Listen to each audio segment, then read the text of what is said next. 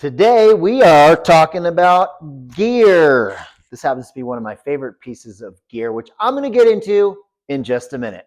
Hey, welcome to Endurance Awakened. My name is Jeff and I am a trainer and I help people gain endurance in their lives through physical and mental activities. And in this case, running, fitness, moving, working out. As I mentioned, I'm going to get into this vest, which is my favorite piece of equipment. But in this video, I'm going to go over from head to toe all of the equipment that I use pretty frequently on long runs, short runs, bike rides, and all different weather, and especially this time of year where winter is right around the corner. What do I wear for winter training, which is actually one of the most important times of year for training when it comes to creating a race plan for the next following year. So as I mentioned, we're going to start from head to toe, where in this case, we're actually going to go toe to head. But before we do that, I want to take off this vest. It's a little tight. I don't usually wear a sweatshirt underneath it. So you can see how easily it comes off and goes on, and I don't have great shoulders. So I'm just going to set this down for a minute and we'll get to it in a second. But as far as from the feet, but even before we put the socks on, and why do I have two different pairs of socks here? Well, you kind of tell there's a difference in size, and I'll show you them here in a sec.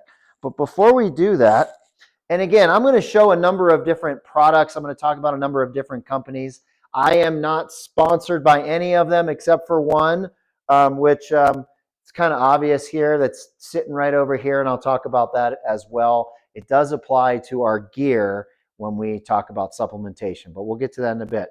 Squirrel's nut butter. This stuff is awesome. It's an all natural anti-chafe salve. It smells good. You just get it warmed up, rub it on, and put it in all of your sensitive areas. Now, from what I'm talking about here, as far as our feet, I lather my feet up with this. I literally take a scoop.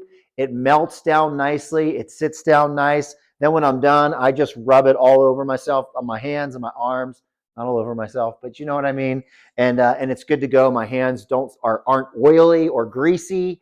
It's super nice. It's very, very helpful. I use it on my last ultra run, and I had zero issues with my feet, even with them being wet. The two types of socks. I have a shorter pair of socks. I'm a big fan of the Injinji socks. I'll put links to all this stuff down in the description below. Probably I'll go to Amazon. You can go check them out for yourselves. There's different sizes and models and good stuff like that. But as you can see here, the biggest thing are the toe socks. I always giggled when I would see people wearing these toe socks. However, they make a huge difference because your toes are not actually rubbing together. You have material between them.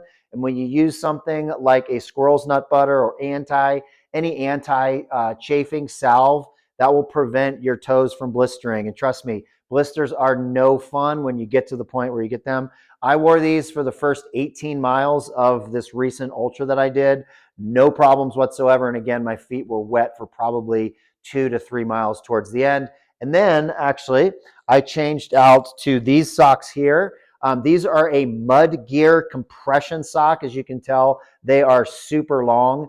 There's actually a technique to get these things on without ripping them, without pulling a hamstring or a calf muscle or a finger ligament.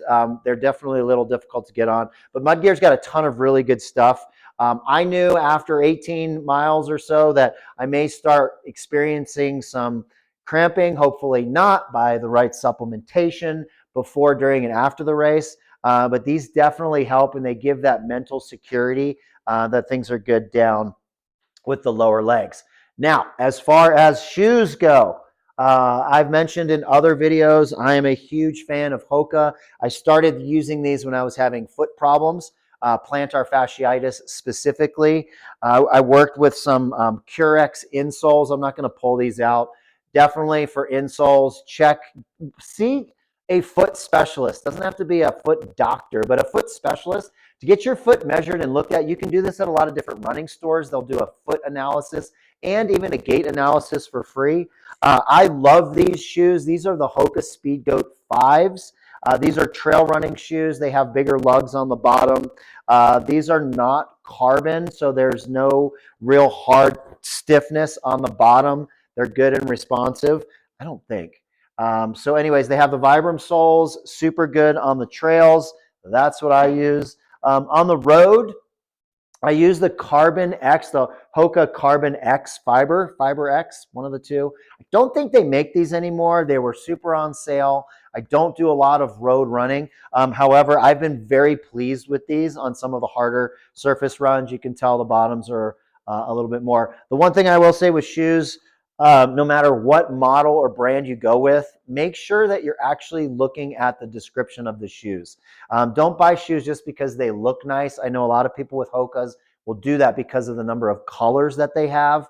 Look to see what type of shoe it is. There's trail running, there's street, there's road, there's training, there's racing. Look at what the specific shoe is that you're looking for. Also look at what's called the drop. And again, this goes to the drop distance between your heel and your toe. I'm not going to get into details on that. Otherwise, this video would take even longer than it may take with going through all this gear. But it's super important. It's really important to know what all this stuff is. All right, shoes, salve.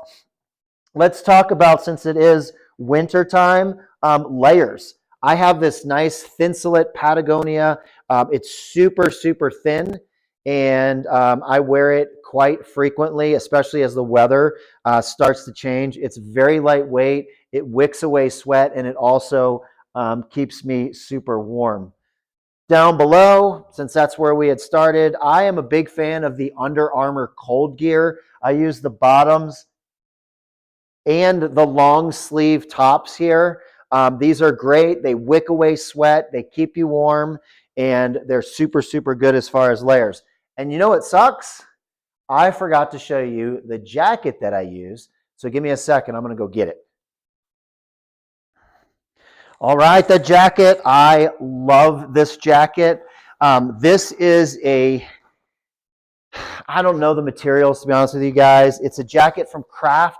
It's weatherproof, it's waterproof, it's windproof. I've worn this jacket in so many different conditions, from training to actually racing. It's super light material. It packs down very small, very quickly. It has very durable pockets and zippers. What I also like is it has a removable hood here. This unzips, so whether you want to use it, have it on or not, you can use it in different conditions. And it folds up right into the back, so it's super easy. Great, great jacket. I don't think you can get this on Amazon, so I'll put a link to it. I'll do all the research for you guys so you can get this awesome stuff. All right, as far as tracking, I use a Garmin. I use Garmin everything as far as the watch, the heart rate monitor, the app for tracking. I'm a Garmin guy. I just love it. Again, I'm not affiliated with them. I am not paid to say that. I'm just sharing with you the stuff that I use and that I like. And most of it's come from recommendations from people who have been successful with this stuff. So I use a Garmin chest heart rate monitor. If we're going to measure our heart rate, we want to get it as close to our heart as possible. You can't get it much closer than this. A lot of the heart rate monitors on the watches are not that accurate. There are a lot of studies out there that show the variance in the actual heart rate and what it's showing on the watch, and some of it is pretty significant. So I go with the heart rate monitor on the chest. It connects with my Garmin. I'm very simple with my watch. I use the Garmin Forerunner 235. It's an older model. I was and I've had it for a number of years. So impressed with how this watch lasted, how long it lasted on this recent Ultra. I think it went 9.5, almost 10 hours before it actually cut out. And that's without, it was on a full charge to get started. And had I finished the race in the projected 8 to 10 hours I was hoping for, I would have had the whole thing recorded. But I got most of it. And if you haven't watched that video on me recapping that race, there's a link for that down below as well. All right, moving on. I always use sweatbands. It's always nice to have, and Spartan doesn't give these away anymore. So Spartan, if you're watching, we love these sweatbands. And I am so bummed that I have lost my Beast sweatband, the green ones. I always wear the sweatband for a few reasons. One, it's nice to be able to wipe the sweat, especially during the summer, and if you have sunblock, to get that stuff out of your eyes. Also, I will cover my watch from time to time in training if I'm really pushing things, or I just don't want to be distracted by the watch and I want to go. Also, during races, it's nice to be able to cover it keep your face from getting scratched, caught on things in the woods, and then just pull it over when you need to or just remove it. So I'll usually wear 1 or 2 sweatbands. Also, especially this time of year, a neck gaiter is nice. It's multi-purpose as well and something lightweight. I always keep this in my pack, especially if the wind kicks up. It's nice when the temperatures start getting colder. It doesn't fog up your glasses when you keep it around your neck. You can put it over your head and so forth. Now, as far as headwear and hats, I don't usually wear one in the winter because I'll use the hood on my jacket. But if I do, I'm usually just wearing something nice and light that'll cover my head. I do sometimes wear the wool hat like this, but this is one of my favorite mesh hats from BOCO. I am one of their ambassadors, so if you get a chance, I'll put a link down below if you want to get any of this cool stuff from BOCO. I love this hat. I also have some other gear and apparel from them as well. Listening to music, whether you're running and training and what have you, to each their own.